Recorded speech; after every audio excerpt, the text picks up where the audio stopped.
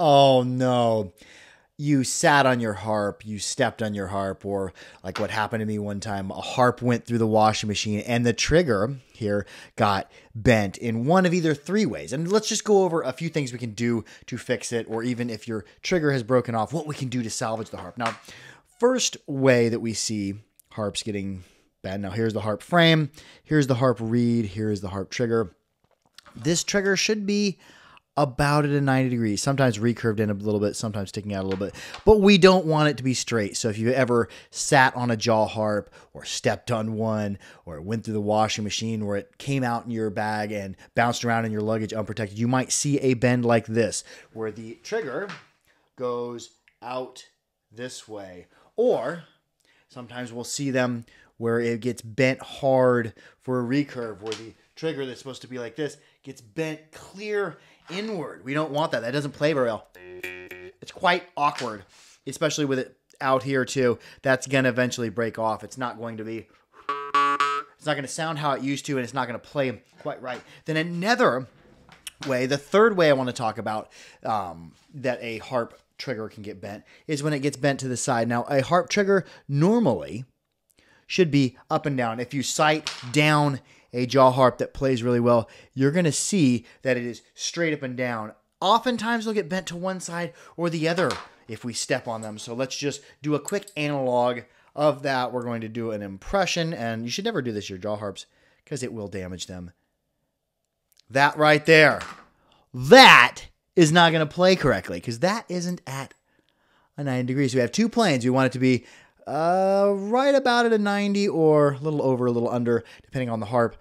From this dimension, not like that, from this dimension, but also sighting down the harp, we want it to be straight. So let's first talk about getting the harp back straight. Now, you don't just want to grab a hold of the reed and try to twist that or try to move it just by hand, because you're going to cause twisting in the embouchure area, which is going to mess up the sound.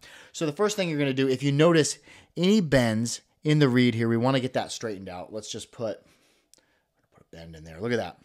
That reed, oh, it got bent there. So what we're going to do is we're going to take a pair of pliers. Now, I'm going to put in a link above the link to how to make smooth jaw pliers, how to anneal pliers, or you can just put them on the side of a grinder and grind them smooth, and then polish them smooth, or anneal them, file them smooth, polish them smooth, or as a secondary way, if you just have a pair of regular pliers, what I want you to do is get yourself some painter's tape or get yourself some masking tape, because normal pliers have serrations in the jaws. So what you're going to do, if you don't have a smooth jaw pair of pliers, is tear yourself off a piece of tape, and you can even put it on needle nose, you can put it on pliers. Whatever pliers you have handy is probably going to be fine. So you're going to take your pliers, and over where the serrations go, put a piece of tape over there. That's going to help protect the reed from getting scratched. You can put tape over there, and that's going to protect the reed. Now you can use that. The best way is to make yourself smooth jaw pliers, but secondarily, you can tape a regular pair of pliers. Now let's go over this harp that has two issues. See, we look down the reed. Oh, look, that's got a big hump in it. I need to take that out. So I take my smooth jaw pliers. I'm going to push it just slightly out of the way. And there are risks in doing this. If you do this, you can absolutely snap a reed off. And if you do, we'll get to that here in a second. So I want to take and I want to straighten that. Oh, that's getting straighter. I'm just going to take and I'm going to apply good pressure, just like I would tongs on sheet metal. I'm going to squeeze, and I'm going to just move down it and squeeze and squeeze. Now, here, it's back straight. It used to have that big hump in there. That's straight. Now, we look, it's pretty good in this dimension, but in this dimension, it is wonky. So what I'm going to do, and there are risks in doing this. You can snap off the reed. If you work a harp reed back and forth a whole bunch, it's going to work hard in it, and it's eventually going to snap off, and you'll have a triggerless harp. But what I'm going to do, I'm going to slide down. Okay, I know that I need to go this way, so I'm going to grab it with the pliers right at the bend. And if you have a little hump right there at the bend, go ahead and just give that a nice little squeeze to take that hump out. And then we're going to look down it, and I'm going to lightly apply thumb pressure I'm going to go a little bit, and I'm going to look. Okay, I'm just a little bit to the side. See there? Just a little bit out. So I'll go a little bit more. Go a little bit at a time. Don't go a lot, because if you go a lot and then have to go back and then have to go back again, you're going to lead to work hardening. Oh, look at that. We got that pretty perpendicular. It looks good like this. Looks good like this. Looks like it did get a little bit bent, so I'm going to bring it back. Now, some harps have really, really hard triggers. If it doesn't go, I wouldn't try to make it go, but if it feels yielding, it's probably going to work. There we go. That harp is looking good. Now, here we have one where the trigger is entirely perpendicular, but in this dimension, it got mashed. That trigger got mashed out. Let's look. Oh, look right there. See, first off, I have a little hump there. So I can take my harp pliers, see that little hump where it goes out and back in, and I'll put it on there. See if I can catch this. And I'll go right on that hump, and I'll just give it a nice little squeeze. See if we can pull that hump out. Better.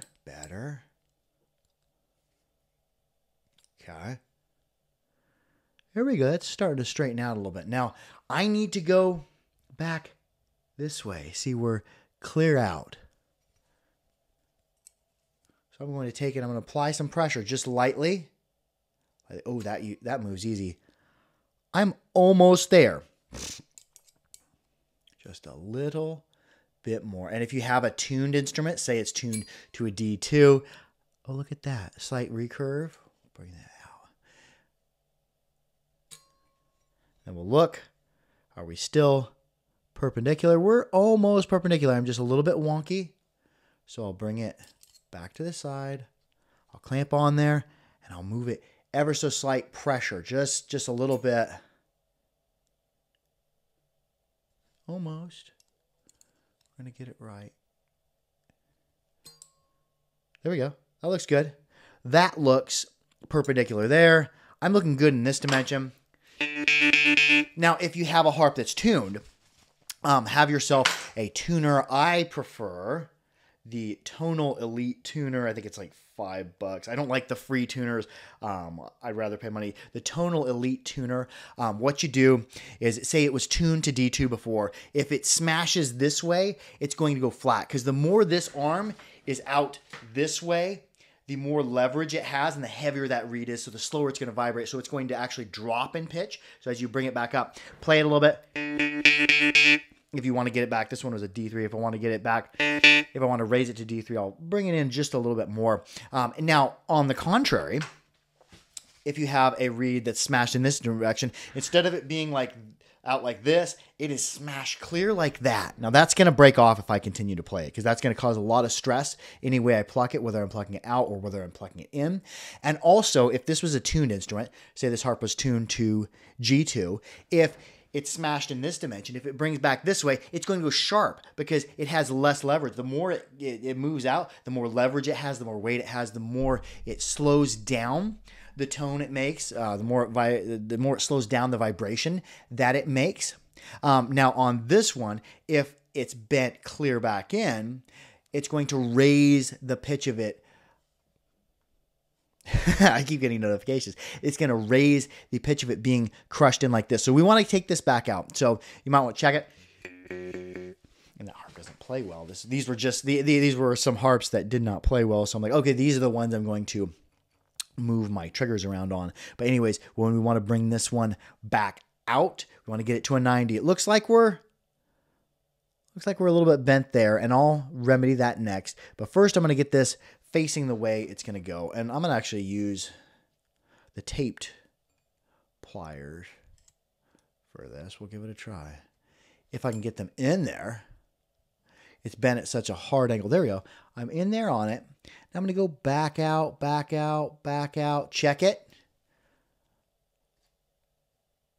That looks pretty darn good. A slight recurve. I might even leave that slight recurve in there. So use your intuition when you're putting them back right. And there, you can see it clearly. It's not like this. It's like this, ever so slightly. So I'm going to bring that back out. I normally write them in this dimension first, and then I write them in this dimension. So stop, look, see. I like smooth jaw pliers better than tape. Tape kind of sticks to it, so you can't slide along there. A smooth jaw pair of pliers, you can kind of slide it along very, very easily. We're a little bit still wonky.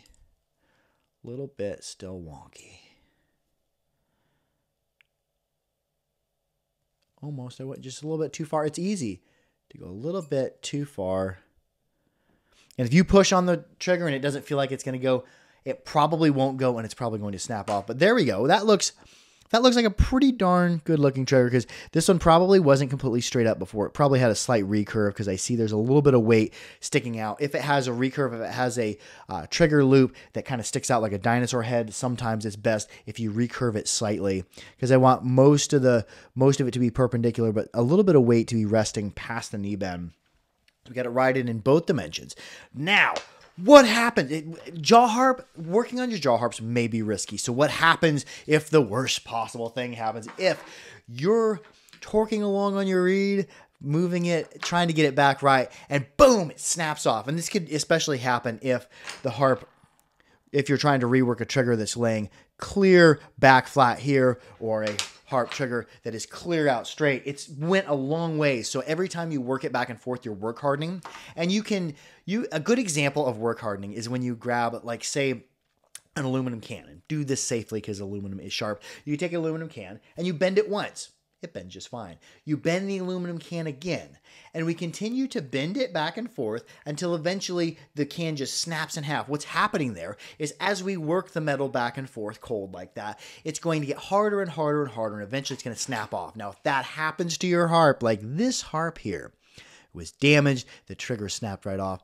Oh no, you can't play it. It doesn't have a trigger. But a cool trick you can do is, this is a good jaw harp for exercises, is take the reed and put your thumb at the base. We're going to turn this into a permanent draw starter harp. So put your thumb at the base and move it slightly, bend it just a little bit so that it bends and takes a set here, because we don't want the trigger, or we don't want the reed perfectly flat with the plunge. We want it sitting slight in front, because you can turn your jaw harp into a permanent draw starter.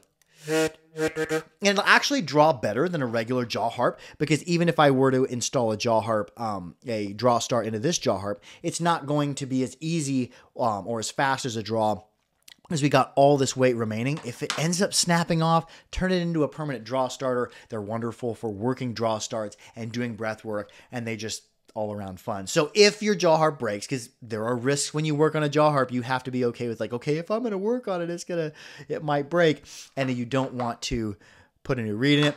Just turn it into a permanent draw starter.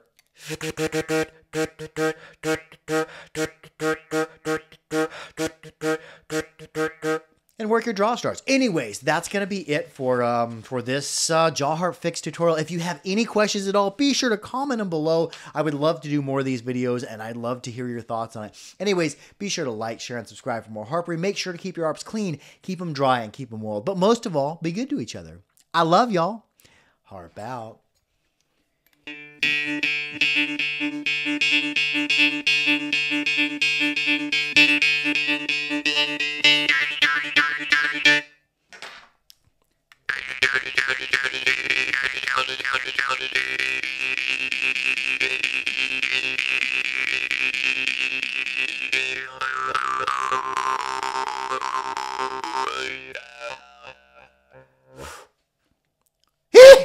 Jaw harp.